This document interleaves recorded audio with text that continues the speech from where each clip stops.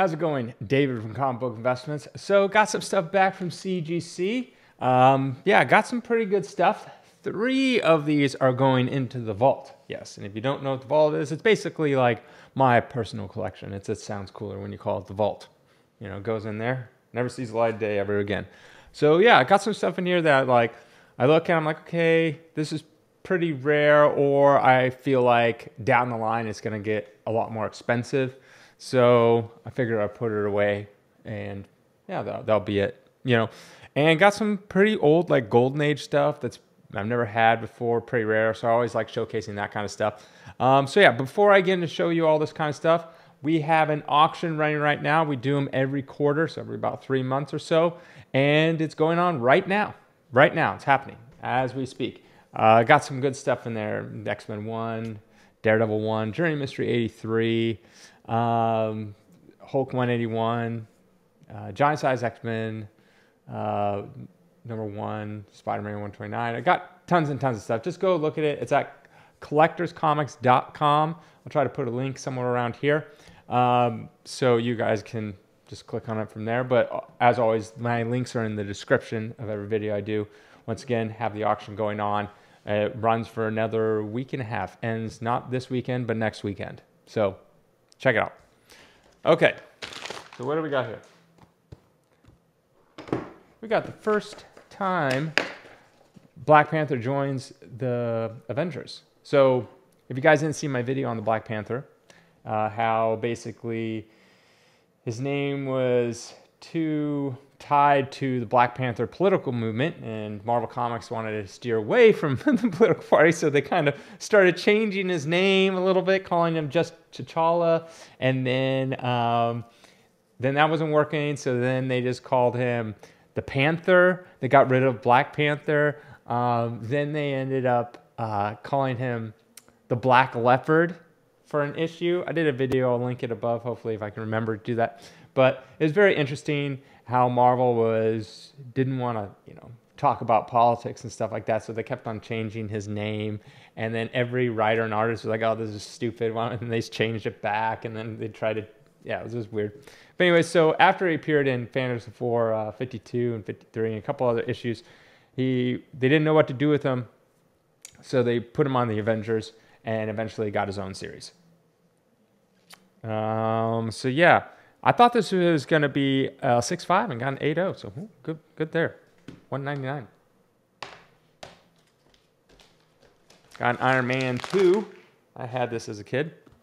Not in this nice of a shape, but thought it'd be 7.0, got 7.5, $199. Actually, I did a video last week. Pretty much every single book I got back came back really good grades, and this one was the same. All got like pretty much right around what I thought or better. Obviously, some got worse, but for the most part, it was pretty good. Marvel Team Up number 1, thought it'd be an 8.0, got an 8.5, $249. And here is our first one that is going into the vault. We got ourselves a Teenage Mutant Ninja Turtles number 1. Now, I wish this was the first print. It is not the first print. It is actually the 3rd print. One day I'll have a first print. Well, I did actually have a first print. I've had 2 first prints, so I've sold them. But if I ever come across another one, I'm sticking it away. Back before they went astronomically expensive. But this is the first one. This is a 9.8. We thought it would be a 9.6, so it got a 9.8. So then we're like, hey, why not? Yeah, so this one's going to the vault. Doesn't have a price or anything.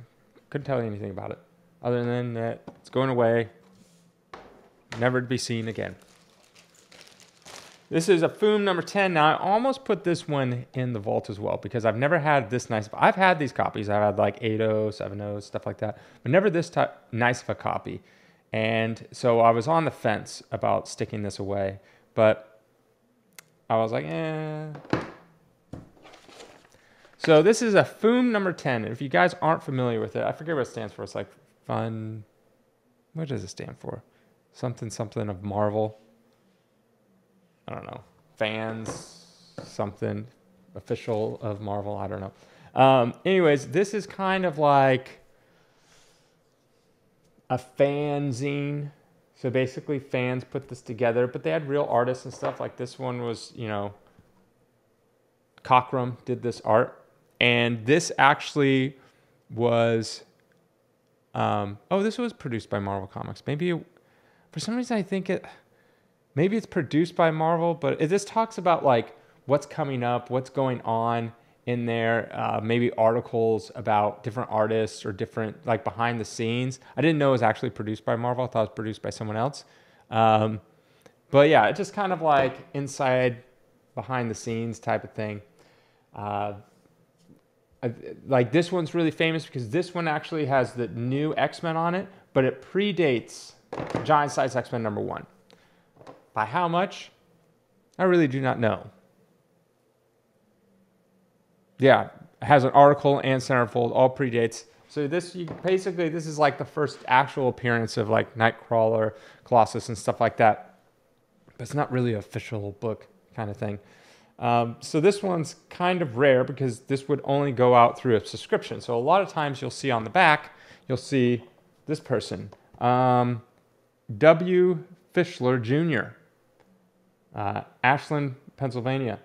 So you had to send away for this. Yeah, it's actually registered to Marvel. So it's actually pretty rare, especially in this type of shape, because once again, they didn't put this in a box and ship to you perfectly. A lot of times they just rolled it up and put it in there or something like that. So pretty rare, especially in this grade. I thought it'd be, and I know, got a 9.2, so good. $42.99. So yes, very expensive. Now this book, I thought about putting in the vault as well, but I did not because I just not like a huge fan of this book. And I don't think it's like one of those books that's like I'm gonna hold back and then 20 years down the line when I decide to open the vault and sell it, it's gonna be worth a whole ton. Like it'll go up in value, obviously, but I don't think it'll go up like a whole bunch. So yeah, and I'm sure someone out there will appreciate it more than I can. So this is extremely rare. How rare? There are only 5 known copies to exist, and I just happen to have 2 of them. Anyways, this is Large Feature Comics number 20, has Donald Duck on it. What year is this? 1941.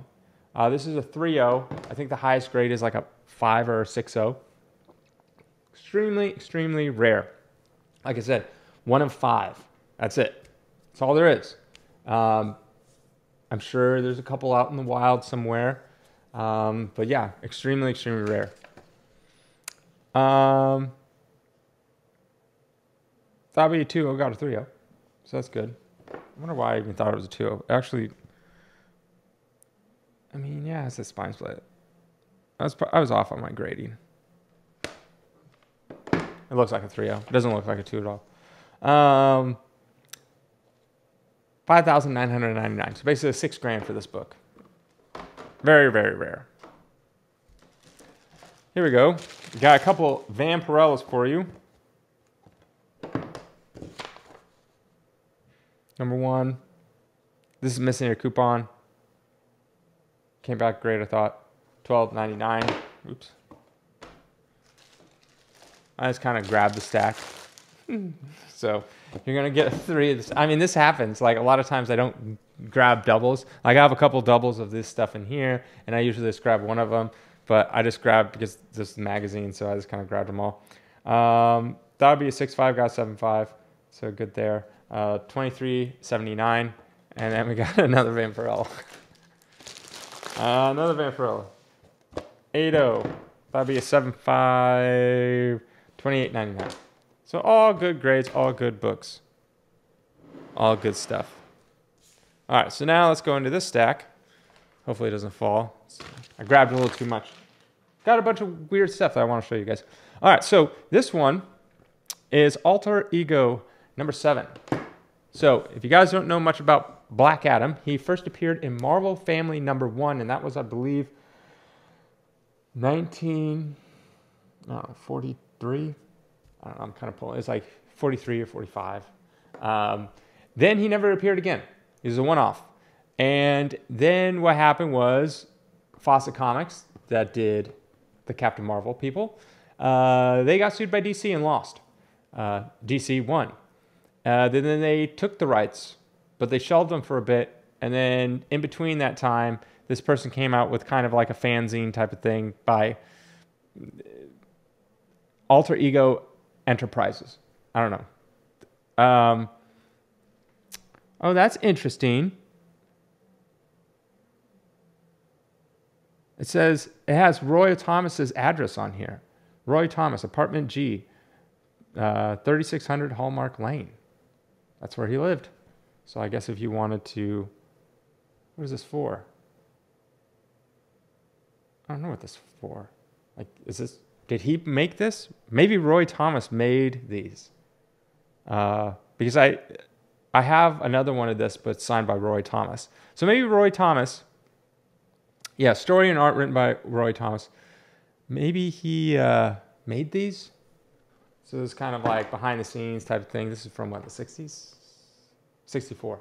So this is kind of like the second appearance of Black Adam. Kind of. Unofficial. Anyways, this is a 9.4. The highest grade is a 9.6. There's only one at a 9.6. There's 5 of these at a 9.4. So I have 1 of 5 at a 9.4. So second highest grade, I believe. 1999. So this book was a lot more expensive when the Black Adam thing was coming out, but the movie was coming out. But since the Black Adam movie came down, it's kind of died down. I remember someone offered me this book, and it was after the movie came out, and I already saw like, oh, this is going to go down. So I was like, yeah, I don't want it. So yeah, I mean, because a lot of times people will offer me stuff, and I'm like, it's not that I don't want the book. I do want the book. I know what you want for as price because you want the current market, and I know the current market's going to go down. So by me getting this book, I'm just sealing my fate as it's going to drop. So I'd rather just wait for it to drop and pick it up if I really wanted it. So once again, this is pretty rare at the grade it's in.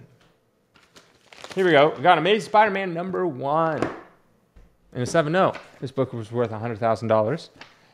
No, it is not. This is the Golden Record reprint. This came out 2 years later, I believe, 1966. Yep, 1966. And it came with big record, and it only came with half the book, because usually back then they split up the stories, so they had like 2 different stories in it, and they just give you one of them, and then you could listen to it on a giant record. I have a couple of records right over there. Not for this one. I have Journey Mystery. I used to get, the crazy thing was, when I started doing this early in my career, no one wanted these. And when I say no one wanted them, I mean they were very inexpensive. Like you could get the record and the book for a couple $100. Like when the Counterpoint, when the real one was worth thousands upon thousands of thousands. These books have come up so much. Like I always kick myself. I'm like, man, I wish I would have held more back because they're so expensive now. So expensive. Not obviously expensive as the original. This one sucks because me and my brother both graded this, and we both graded an 8.0. And then I look at it, and I'm like, how could we grade this an 8.0 when it has 2 little chips missing? And I remember this corner being weak. I think CGC knocked off a corner because there's, I was like, I would instantly just send this back in and get it graded if I thought that, but there's like a piece missing in the corner. And I think CGC might have knocked something off, and yeah, now I'm screwed. 1260 or 1259. I thought it was an 8.0, came back a 7.0. But I think it was CGC's fault. Spider-Man 13. First Mysterio. Thought it'd be 5.5, got a 5.0. 1249. Then we got Spider-Man 15. First appearance of Kraven. Kraven's going to be in a new movie. Thought it'd be 3.5, got 4.0. 949.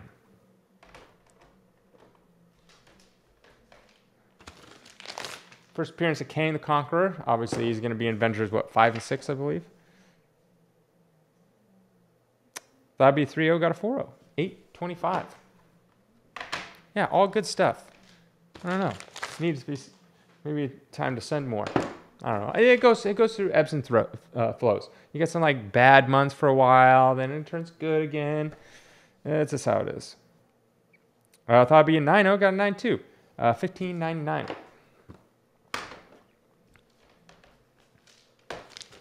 Here we go. Old Batman. Was this Batman 29, I think? Batman 29. I thought it'd be 4.5, got 4.0. $6.29. Here we go. Got a Joker cover. Batman 40. That'd be 3.5, got a 4.5.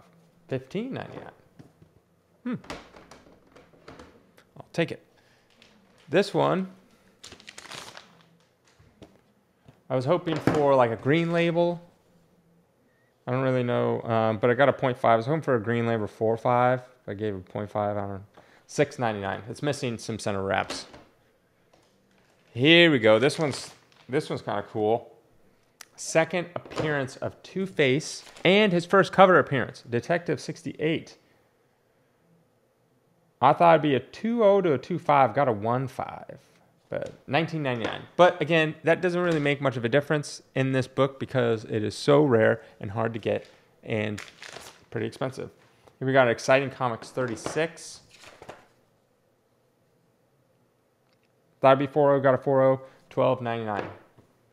Fighting some Japanese in World War II. Fantastic Four, number 2. This was missing a page, so it gets the 0.5, and it's in terrible shape. $10.99. So, if you guys notice, Fantastic Four 1 and 2, they do not have any costumes because it was more of like a monster thing. They consider them more of like monsters, not superheroes yet. And then it wasn't until 3 that they became superheroes. And of course, famously, the way the story goes is Stan Lee was sick of working on comics, and because he's been doing it since like the 40s at this point. So he talked to his wife. He's like, I'm just going to quit. And then she goes, okay, well, before you quit, why don't you write the story that you want to write? So he wrote the Fantastic Four, and the rest is history. What is this? Fantastic Four number 4. This is the UK variant. First Silver Age Submariner. Came back grade 1, $15.99. Here's another one for the vault. Now you might be wondering, why am I putting this in the vault? Well, I think this will become very expensive in the future. It's Invincible number 1. Thought it'd be 9.6 out of 9.8, so happy there.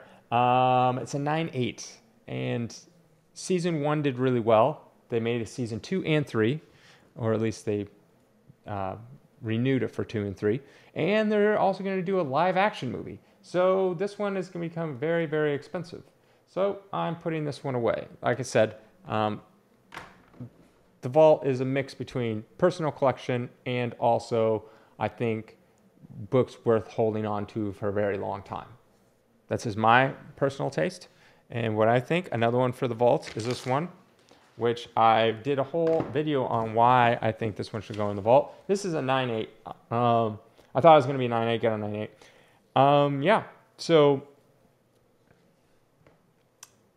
I mean, I don't know, you can just watch the video on why I think it's a 9.8, but the short answer is, now, I did the video before Black Panther 2. I saw what they're doing with Riri, but maybe down the line, it turns out for the better. Maybe Marvel keeps pushing this character. If that is the case, this book becomes more and more expensive. Right now, I think it's got hit hard, but I don't know. It's 9.8. Not gonna hurt me if it doesn't really go anywhere. What is this? What am I looking at? Jungle Comics. Jungle Comics. Thought it would be a 5.5, got a 6.0. $25.99. And then this one, very, very rare. Mystery Men number 25. Nothing like special about it as in terms of first appearance, but this is a Blue Beetle. This is very, very old and rare by Fox. Also, I think it's a decent shape. Yeah, usually Fox comics they're kind of like the Archie MLJ, I think it is. comics. They're always in terrible shape. Came with grade I wanted, $5,000. So yeah, those books hard to get. It's like you got like I think it's called like science comics and weird comics. They do those, but yeah, quite rare. That'll be it. Once again, check out my auction, collectorscomics.com. Have a good night.